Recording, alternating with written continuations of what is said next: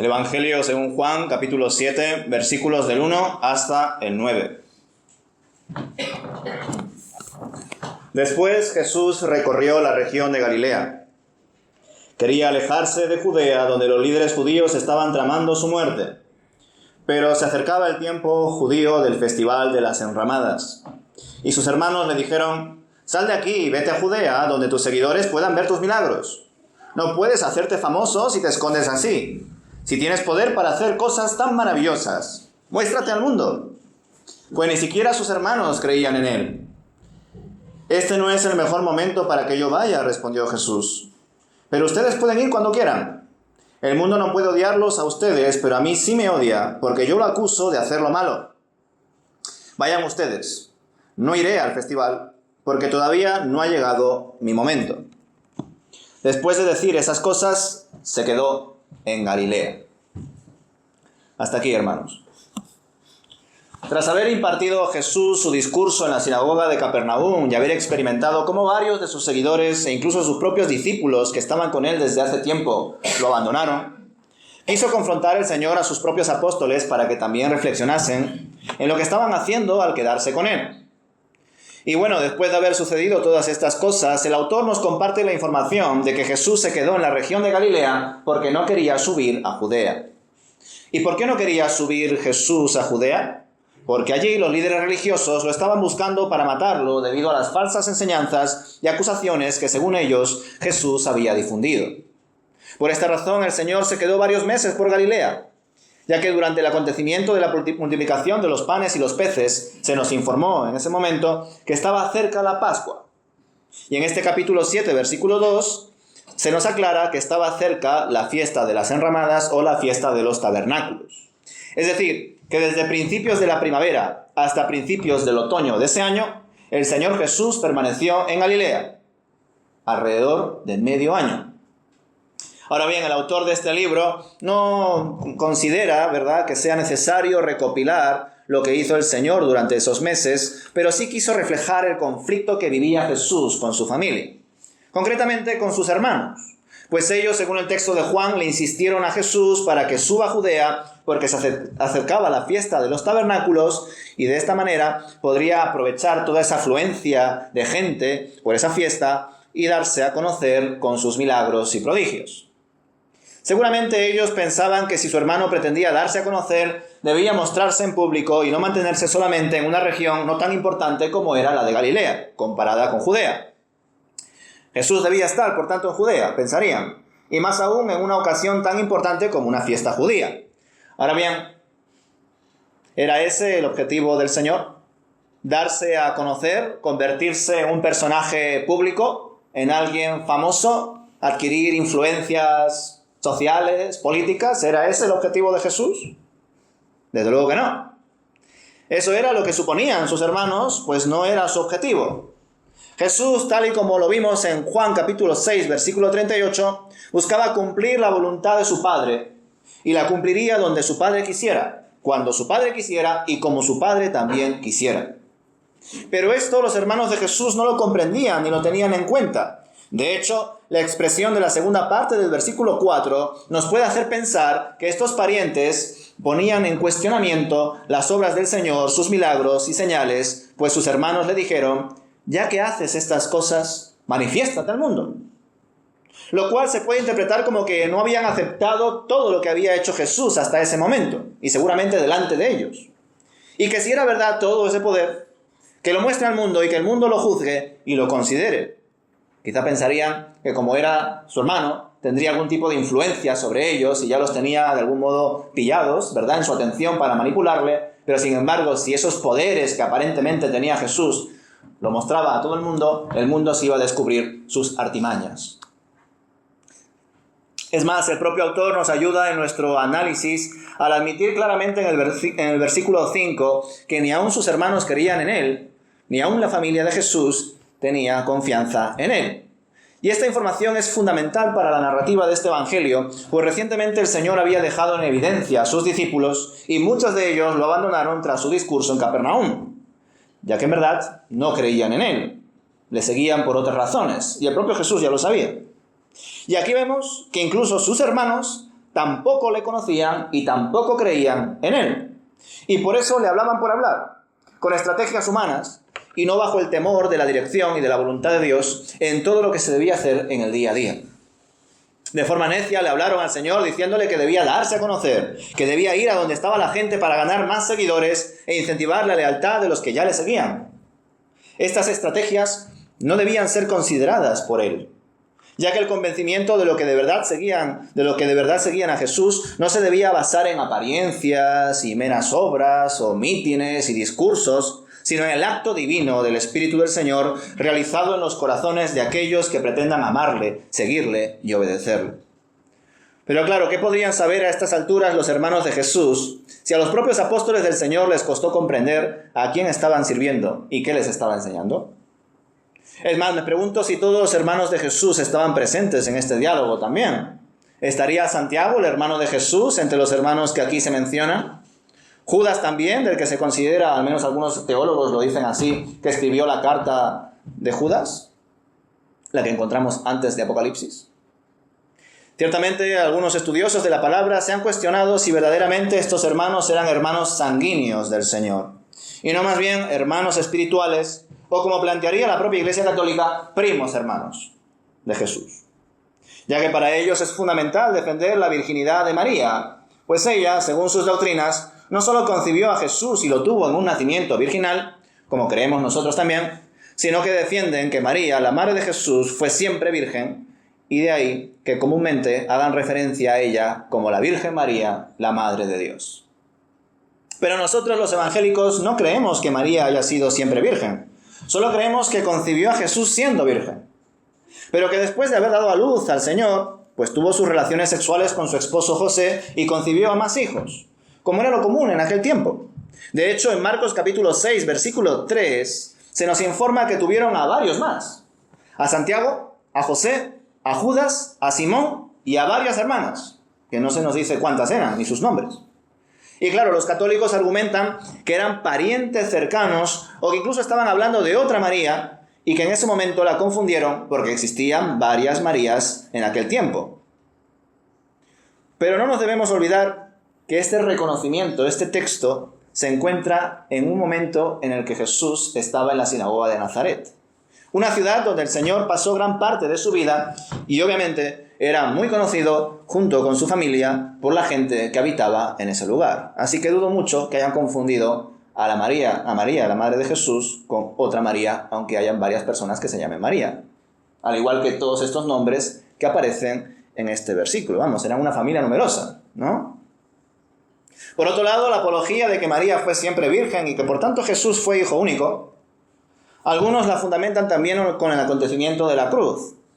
Cuando el Señor, antes de entregar su vida, le dice a su madre, que ahí tiene a su hijo, haciendo referencia a Juan, el discípulo amado, y luego le dice al propio Juan, que ahí tiene a su madre. Esto para algunos teólogos justifica la idea de que María no tenía más hijos, y por ello Juan debía sustituir a Jesús tras su muerte.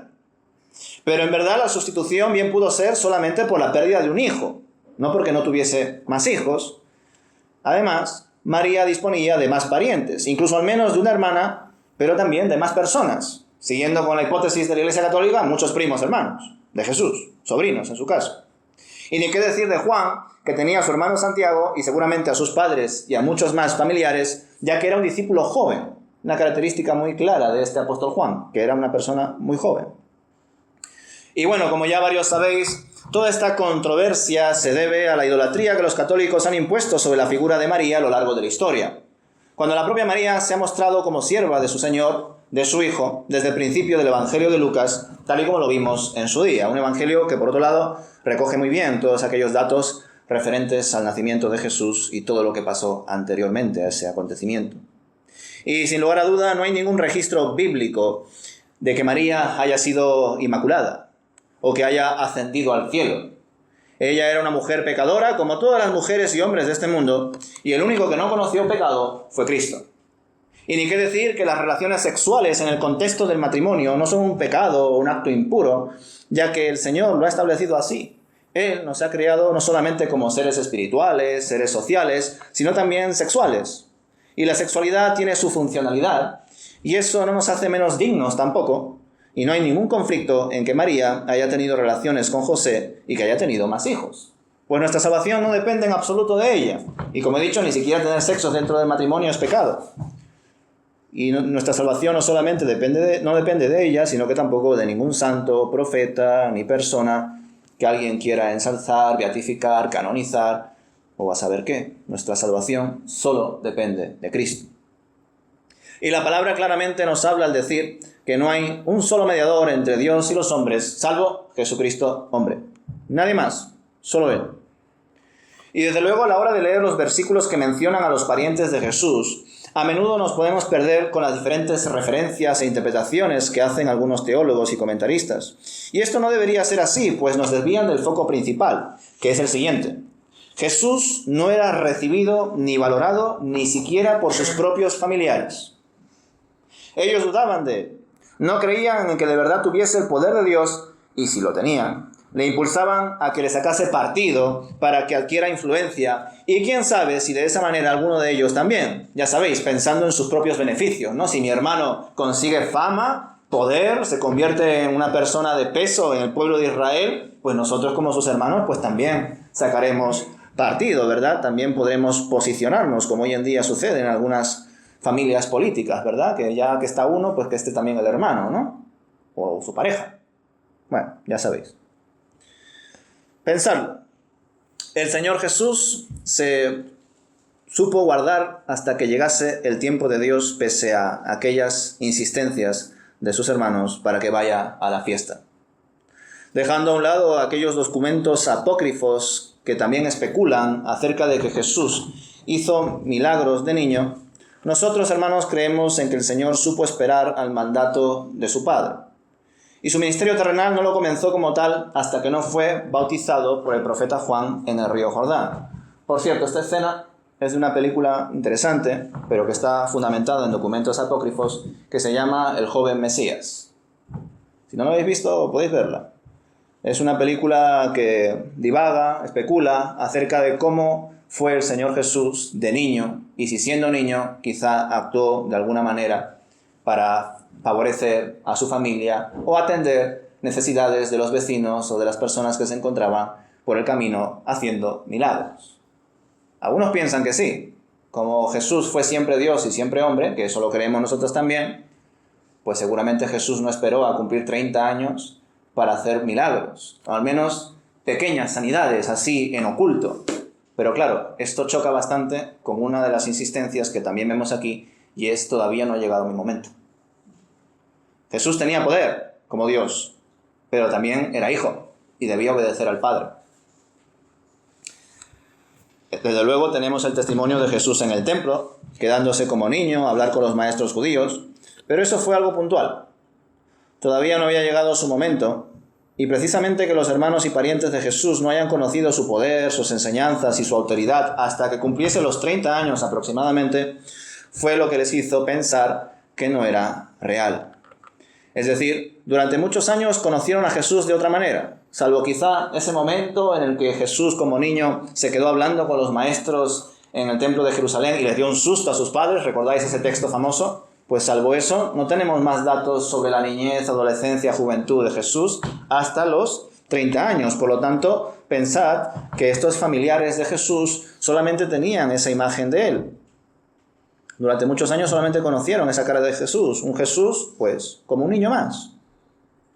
Y quizá nunca se percataron de que era alguien distinto, y mucho menos que fuese el enviado de Dios, el Cristo, salvo quizá María, que según el relato del Evangelio según Lucas, ¿verdad?, ante sucesos que ocurrían, ¿qué dice el texto? Que María se lo guardaba en su corazón. Es decir, tampoco iba comentando por ahí, como hoy en día muchas madres hacen, orgullosas de sus hijos, ¿verdad? Mi niño hace esto, mi niño ha conseguido lo otro, etcétera, ¿verdad? Pues parece ser que en aquel tiempo María no iba por ahí diciendo: mira lo que ha hecho mi niño. O mira mi niño hablando con los líderes judíos y les está impartiendo cátedra a ellos en vez de que estos sean sus maestros. Parece que María en ese sentido fue muy prudente. A diferencia, pues, de muchas madres que, bueno, está bien que estén orgullosas de sus hijos, ¿no? Quizá, de algún modo, por las profecías, José también, desde luego, pues pensarían que iba a ser una persona usada por Dios. Pero especialmente los hermanos, primos, familiares de Jesús, desde luego no creían que sería el Hijo de Dios. Ese no era el Jesús que habían conocido. Por ello, ¿entendéis ahora por qué los familiares de Jesús, los hermanos de Jesús, o según la Iglesia Católica, los primos hermanos de Jesús, se comportaron así con él? Es decir, no los estoy justificando, simplemente os explico la situación, el contexto, el trasfondo. Y con todo que Jesús se haya quedado durante más tiempo en Galilea, empleando su autoridad y su poder para realizar las obras de su Padre, porque si Jesús se quedó 6 meses en Galilea y no fue a Judea, es porque su Padre así lo quiso, no porque Jesús actuase por su cuenta.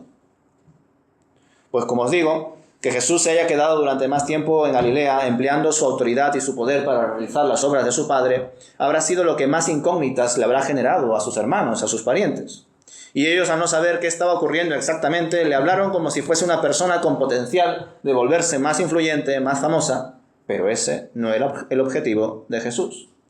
Él no había venido para agradar a las personas, sino para obedecer a su Padre y cumplir con su misión en los parámetros establecidos por su Padre. Qué bueno saber que tras la muerte, resurrección y ascensión del Señor Jesús, estos hermanos de Jesús sí creyeron en Él. Que después de todo, después de dudar de Él, de juzgarlo, e incluso decir al principio de su ministerio que estaba loco, leemos en Hechos capítulo 1, versículo 14, que María y los hermanos de Jesús estaban juntos y con los apóstoles y los demás discípulos, orando y esperando en el Señor. Por otra parte, de decir que este mismo versículo no tendría mucho sentido de remarcar si solo hubiesen sido primos de Jesús. Pues a saber cuántos primos terrenales tendría el Señor en aquel tiempo. Pero sí toma bastante valor si consideramos que son sus hermanos. Más aún si nos detenemos en todos aquellos textos que hacen referencia a la poca estima y nula fe que tenían en Jesús al principio de su ministerio. Como es en el caso de Juan capítulo 7, donde se podría pensar que los hermanos de Jesús le tentaron para que actúe como si viviese por su propia cuenta, como si sus acciones no dependiesen del consentimiento previo de su Padre y de la dirección que el Santo Espíritu le daba en todo momento durante su ministerio terrenal. Porque recordar que tras el bautismo fue lleno del Espíritu Santo, nuestro Señor. Es por ello que a partir del versículo 6 Jesús les explica que su tiempo todavía no había llegado, que ellos sí tenían la libertad de ir a Judea por la fiesta de los tabernáculos, pero él no. Me pregunto si los hermanos de Jesús sabían que los líderes religiosos de Jerusalén buscaban matarle, porque si en ese momento era así, la propuesta de estos hermanos era aún más absurda. ¿Quién animaría por sí mismo a un familiar que vaya a un sitio donde le podrían hacer daño? O quizá era una forma de probarle, ya que supuestamente tenía poder y podría usar ese poder de Dios para defenderse. No creo mucho en esta última opción que os planteo, pero quién sabe lo que tendrían estos hermanos en su corazón. Lo que estaba claro es que a estas alturas del ministerio de Jesús, sus parientes todavía no eran conscientes de quién era su hermano. Supongo que tampoco entenderían mucho cuando el Señor les dijo que su tiempo todavía no había llegado, pues estaba haciendo referencia a su muerte, y ni siquiera sus apóstoles le comprendieron cuando el Señor una y otra vez les anunciaba su muerte, y tampoco le entendían a Jesús. Jesús estaba apuntando a la cruz constantemente con sus discípulos, y aquí con sus familiares, y aún así no le entendían. Desde luego estos familiares de Jesús se encontraban en otro plano. Ellos no buscaban lo que buscaba Jesús. Jesús debía ser fiel a su Padre y, entre otras muchas cosas, como luz que era, debía resultar de rechazo para la oscuridad. Por ello les dice a sus hermanos que a ellos el mundo no les puede aborrecer, pero a él sí, ya que él testifica que las obras del mundo son malvadas. ¿Y a quién le gusta escuchar eso, verdad? ¿A quién le gusta escuchar que es malo? A nadie. Y menos aún si se lo dice otra persona que tampoco es perfecta. Buscarán cualquier defecto en la persona que se lo diga, o incluso de su iglesia o de su denominación, para acusarle hoy en día, denunciarle, y quién sabe. Ahora bien, Jesús sí era perfecto, y lo sigue siendo. Él hablaba con autoridad, y eso también les molestaba a los judíos y a los líderes religiosos, pues no veían en él las características preestablecidas que ellos habían asociado a la figura del Mesías. Sin embargo, actuaba como tal, y por ello procuraba matarlo y acusarlo de cualquier falso testimonio, como al final así fue. Le acusaron de falsos testimonios a Jesús. ¿Y nosotros, hermanos? ¿Somos conscientes de que cuando compartimos el Evangelio, las buenas noticias, también debemos compartir las malas? somos conscientes de que al ser hijos de luz, molestaremos en gran manera a aquellos que vivan en la oscuridad. Y si somos conscientes de estas cosas, ¿estamos preparados para la adversidad? Y no digo esto como si fuese la adversidad y el sufrimiento lo que nosotros debemos de buscar, porque no es así. Buscamos el reino de Dios y su justicia. Buscamos que más personas sean añadidas a la iglesia. Pero debemos ser sensatos y guardarnos bien del mal. Predicar con el ejemplo. Exponer un buen testimonio. Pues como digo, cuando la palabra de Dios se comparte, los que viven a espaldas de Dios se enfadan. Y al igual que con nuestro Señor, buscarán acusarnos falsamente de cualquier cosa, al igual que hicieron con Él. Pero, ¿y si encima somos acusados con razón? ¿Y si da la casualidad de que no tenemos nuestra vida, nuestro testimonio, nuestra casa, nuestra iglesia ordenada? ¿Sabéis qué pasaría? No solo seríamos acusados, y en algunos casos, dependiendo de la situación, del delito, denunciados, sino que además el nombre de nuestro Señor sería deshonrado. Y eso es lo que nos debe importar por encima de todas las cosas, hermanos. Que en vez de apuntar al que es digno de toda gloria y adoración, lo estemos deshonrando. Porque seremos hallados en faltas y eso no lo debemos permitir. A nosotros nos pueden señalar todo lo que quieran, porque no seremos perfectos y nunca lo seremos en esta vida. Pero eso no significa que debamos confiarnos. Eso no significa que debamos mirar para otro lado en todo lo referente a la ley y el buen testimonio que debemos dar como creyentes. Porque debemos ser de luz, no de tropiezo. Debemos honrar el nombre de Dios y no deshonrarlo. Y cuando compartimos el Evangelio y de repente hay una falta en nosotros y se nos señala porque estamos señalando a los demás, porque somos luz y ellos somos oscuridad, ¿quién queda en entredicho? ¿Nuestro nombre? Sí. ¿Nuestra iglesia porque puede ser cerrada por una denuncia? Sí. Pero nada de eso es lo importante. Lo importante es el nombre de nuestro Señor Jesucristo. Porque en ese nombre hay poder. Por ello, si nosotros sabemos que estamos en tierra hostil y que como luz molestamos a la oscuridad, ¿cómo no guardar nuestro testimonio personal? ¿Cómo no buscar cumplir toda la normativa? ¿Cómo no luchar por ser lo más justos posibles? Porque de esa manera, si de algo nos van a acusar, que sea de predicar el Evangelio. No de errores nuestros. No de errores de nuestra iglesia local. No de errores de nuestras denominaciones y los escándalos que a veces hay en las iglesias evangélicas. No, por predicar el Evangelio. Si por eso nos van a denunciar, multar, encarcelar, gloria a Dios.